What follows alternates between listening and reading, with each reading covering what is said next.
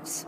You are in the middle of negotiations over government funding. The government runs out of funding at the end of September. Is there any way you can use leverage in those negotiations to slow this nomination down?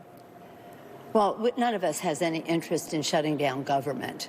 That has such a harmful and painful impact on so many people in our country. So I would hope that we can just proceed with that. There is some enthusiasm among some exuberance on the left to say, let's use that, but we're not going to be shutting down government.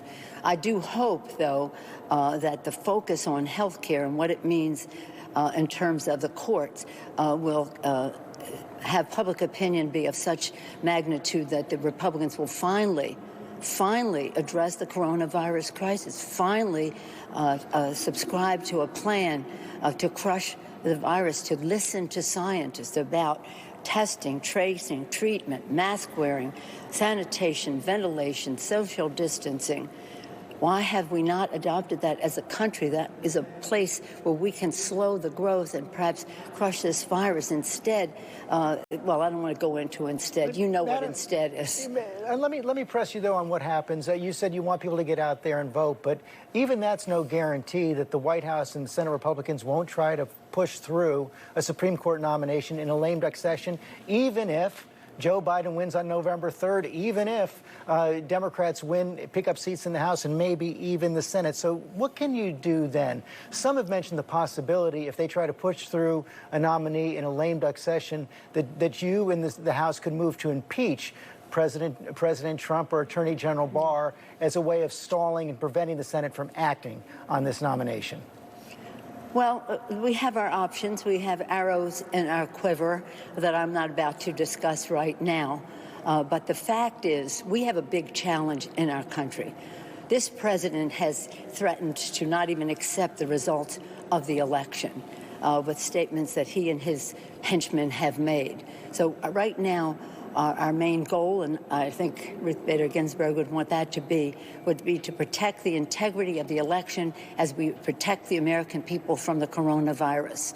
And I have faith in the American people on this Sunday morning. I hope and pray we have a vaccine and that it will be soon, but it must be safe and efficacious when we do, not one day sooner, not one day later than that.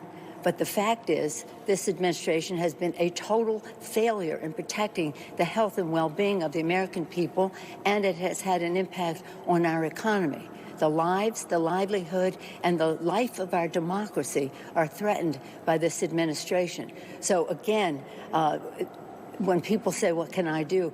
You can vote, you can get out the vote, and you can do so as soon as possible. 10 states, as I said, on Friday started their early voting the day that we lost Ruth Bader Ginsburg. But to be clear, you're not taking any arrows out of your quiver. You're not ruling anything out. Good morning. Sunday morning. We have a responsibility. We take an oath to protect and defend the Constitution of the United States. We have a responsibility to meet the needs of the American people.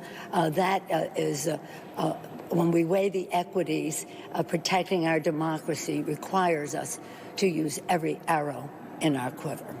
And finally, if the Republicans, though, still are successful, many of your colleagues have called for, again, if a majority is voted for Democrats in November, expanding the court in retaliation. Your response? Well, let's just win the election. Let's hope that the president will see the light. Again, there's many people in our country, and millions more now because of the coronavirus, who have a pre-existing medical condition.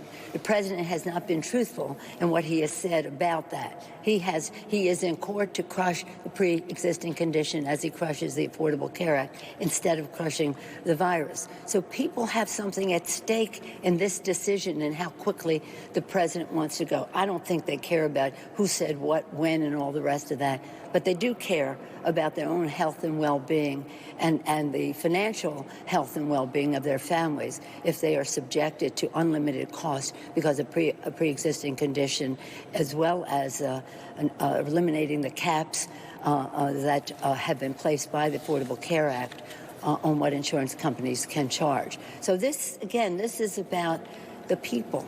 It's about their health, their economic well-being, the health of our democracy. We have a great deal at stake here. I think we should be very calm. We should be inspired by Ruth Bader Ginsburg. She was brilliant, and she was strategic, and she was successful. And she did more for equality for women in our country than anyone that you can name. And the women appreciate that, and I think that you will see women weighing in on all of these decisions, be they elections, confirmations, or the rest. Madam Speaker, thanks very much for your time this morning. My pleasure. Thank you, George.